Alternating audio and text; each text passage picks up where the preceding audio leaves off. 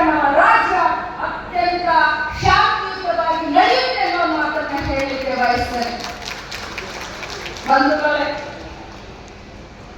ಇವತ್ತು ಪ್ರಸ್ತುತ ಘಟ್ಟದಲ್ಲಿ ರಾಜ್ಯ ಸರ್ಕಾರದಲ್ಲಿ ಒಬ್ಬ ಮಹಿಳಾ ಮಕ್ಕಳ ಕಲ್ಯಾಣ ಇಲಾಖೆಯ ಸಚಿವೆಯಾಗಿ ಹಿರಿಯ ನಾಗರಿಕರ ಸಬಲೀಕರಣ, ವಿಶೇಷ ಚೇತನರ ಸಬಲೀಕರಣ ಸಚಿವೆಯಾಗಿ ನನಗೆ ಕೊಟ್ಟಂತ ಜವಾಬ್ದಾರಿಯನ್ನ ಅಚ್ಚುಕಟ್ಟಾಗಿ ಪ್ರಾಮಾಣಿಕವಾಗಿ ನಿಷ್ಠೆಯಿಂದ ತಮ್ಮೆಲ್ಲರ ಸೇವೆಯನ್ನ ಮಾಡ್ತಾ ಇದೆ. ಇವತ್ತು ತಮ್ಮ ಎದುರುಗಡೆ ಹೇಳಬೇಕು ಅಂದ್ರೆ ಬಹಳಷ್ಟು ಹೆಮ್ಮೆ ಅನಿಸುತ್ತೆ.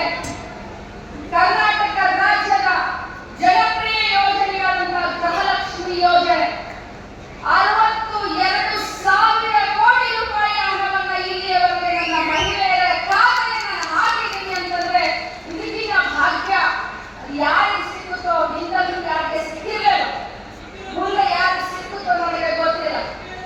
ಆದ್ರೆ ಬಂಧುಗಳೇ, ಒಬ್ಬ ಮಹಿಳೆಯಾಗಿ ಇವತ್ತು ಒಬ್ಬ ಮನೆಯ ಯಜಮಾನಿಗೆ ಆರ್ಥಿಕವಾಗಿ ಸಬಲೀಕರಣ ಮಾಡಬೇಕು, ಆರ್ಥಿಕವಾಗಿ ಅವರನ್ನ ಮೇಲೆತ್ತಬೇಕನ್ನುವಂತ ಒಂದೇ ಒಂದು ಕಾರಣದಿಂದ ಪ್ರತಿ ತಿಂಗಳು ನಮಗೆ 2,000 ರೂಪಾಯಿಯನ್ನು ಹಾಕ್ತಾ ಇದ್ದೇವೆ.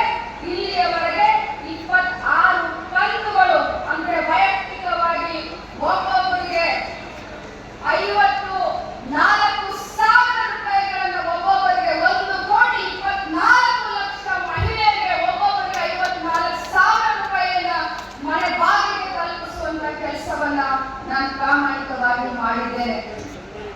ಬಂಧುಗಳೇ, ಕೊನೆಯದಾಗಿ ಒಂದು ಮಾತನ್ನ ಹೇಳ್ತೇನೆ. ಬೇವಿನ ಬೀಜವನ್ನ ಬಿತ್ತಿ ಬೆಲ್ಲದ ಕಟ್ಟೆಯನ್ನ ಕಟ್ಟಿ ಹಾಲು ಜೇನು ತುಪ್ಪದ ಮಳೆಯನ್ನ ಸುರಿಸಿ ಸಿಹಿ ಬೇಕು ಅಂತ ಕೇಳಿದಾಗ ಸಿಹಿ ಸಿಗಲಿಕ್ಕೆ ಸಾಧ್ಯ ಇಲ್ಲ. ಪ್ರೀತಿಯನ್ನ ಹಂಚಿ, ಪ್ರೀತಿಯನ್ನ ಪಡ್ಕೊಳ್ಳಿ. ಪ್ರೀತಿಯೇ ಈ ಜಗತ್ತನ್ನ ಉಳಿಸುತ್ತೆ, ಸಮಾಜವನ್ನ ಉಳಿಸುತ್ತೆ, ಸಮಾಜವನ್ನ ಸುಭದ್ರವಾಗಿ ನಾವೆಲ್ಲರೂ ಕಟ್ಟೋಣ ಅನ್ನುವಂತ ಒಂದು ಮಾತನ್ನ ಹೇಳ್ತಾ, ಮಾನವ ಧರ್ಮಕ್ಕೆ ಜಯವಾಗಿ, ಧರ್ಮದಿಂದಲೇ ದೇಶಕ್ಕೆ ವಿಶ್ವಕ್ಕೆ ಶಾಂತಿ ಅನ್ನುವಂತ ಮಾತನ್ನ ಹೇಳಿ ಈ ಕಾರ್ಯಕ್ರಮಕ್ಕೆ ಬಹಳಷ್ಟು ಸ್ವಾಭಿಮಾನದಿಂದ ಬಂದಿದ್ದೇನೆ. ನಮ್ಮೆಲ್ಲರ ಎದುರುಗಡೆ ಮಾತನಾಡುವಂತ ನನ್ನ ಮನಸ್ಸಿನ ಮಾತನ್ನ ತಮಗೆ ಹೇಳಲಿಕ್ಕೆ ಒಂದು ಅವಕಾಶವನ್ನು ಮಾಡಿಕೊಟ್ಟಂತ ಮಠದ ಶ್ರೀಗಳಿಗೆ ನಾನು ನಮಸ್ಕರಿಸುತ್ತಾ ತಮ್ಮೆಲ್ಲರಿಗೂ ಕೂಡ ವಂದಿಸುತ್ತಾ ನಾವು ನೋಡಲಿಕ್ಕೆ ಇವತ್ತು ಸಿಗುತ್ತೆ. ನಾನು ಬಂದಾಗ ಹೇಳ್ತಾ ಇದ್ದೆ, ಉಪ್ಪಿನಕಂತೆ ಮಠದ ಗುರುಗಳನ್ನ ಕೇಳ್ತಾ ಇದ್ದೆ, ಗುರುಗಳ ಇಷ್ಟೊಂದು ಪ್ರಶಾಂತವಾದಂತ ವಾತಾವರಣ, ಒಂದು ಭಕ್ತಿ ಭಾವನೆ ತಾನಾಗಿಯೇ ಹುಟ್ಟುವಂತ ಒಂದು ಶಾಂತಿಯಲ್ಲಿ ನೈಸರ್ಗಿಕ ಒಂದು ಈ ನಿಸರ್ಗದಲ್ಲಿ ಮಠ ತಲೆ ಎತ್ತಿದೆ. ಈ ಮಠಕ್ಕೆ ಎಷ್ಟು ವರ್ಷ ಅಂತ ಕೇಳಿದಾಗ ಹೇಳಿದ್ರು 700 ವರ್ಷದ ಪರಂಪರೆ ಈ ಮಠಕ್ಕಿದೆ ಅಂತ ಹೇಳಿ ಸ್ವಾಮಿ